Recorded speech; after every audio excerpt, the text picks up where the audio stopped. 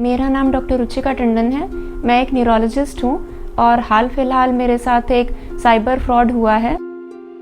तब तक मुझे आइडिया नहीं लगा कि क्या हो रहा था, क्योंकि वो अकाउंट्स देते थे जो रिट वगैरह उन्होंने डाली थी कोर्ट में, डॉक्यूमेंट्स भेजते थे, उनमें सील लगी रहती थी, कोर्ट की सिग्नेचर्स होते थे और वो काफ़ी ओरिजिनल लगता था।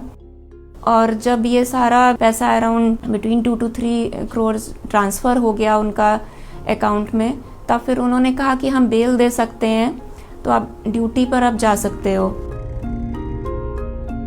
लखनऊ के Sanjay Gandhi post graduate college में डिपार्टमेंट ऑफ न्यूरोलॉजी में associate professor doctor Ruchika Tandon से 2 करोड़ रुपए से ज्यादा ठग लिए गए। उन्हें डिजिटल अरेस्ट कर लिया गया था। एक दिन मॉर्निंग में कॉल आया, हमें आपको फिजिकली अरेस्ट करने के इंस्ट्रक्शंस मिल रहे हैं और 5 मिनट के अंदर पुलिस आपके पास पहुंच रही है। हमने सबको अलर्ट कर दिया है आपके आसपास के पुलिस स्टेशन में। कहा कि हम फिर भी बात करके अपने सीनियर से ये ट्राई कर सकते हैं कि आपको डिजिटल कस्टडी में रखा जाए।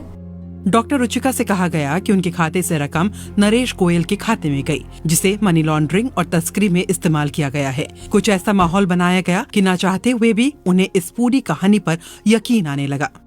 उन्होंने कहा था कि जो पैसा जो मनी लॉन्ड्रिंग हुई है वो नरेश गोयल का नाम लेते थे कि उनके अकाउंट में गया है। दूसरे दिन कोर्ट केस चलाया और उस कोर्ट में जज आते थे, एक सीबीआई ऑफिसर आते थे, अपने आईडीज दिखाते थे और फिर उन्होंने सर्विलियंस रूल्स बताए कि कैसे हमेशा कैमरा ऑन रखना है, कोई आ नहीं सकता है, किसी से बात नहीं करनी।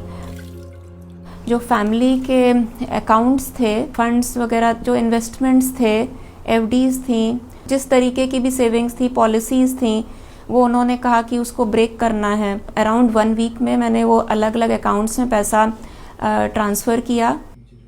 जाल फैलाने वाले लोगों ने डॉक्टर रुचिका से कहा कि वेरिफिकेशन के लिए पैसा आरबीआई के खाते में जमा कराना होगा और अगर बाद में उनका इससे कोई लेना देना नहीं होगा तो पैसा वापस मिल जाएगा। मम्मी को मदर को यही बताते थे कि बैंक में जाएंगे तो किसी से कुछ कहना नहीं है। जो बैंक है उसमें ये बताना है कि हमें प्रॉपर्टी खरीदनी है, इस वजह से हम ये पैसे हमें चाहिए।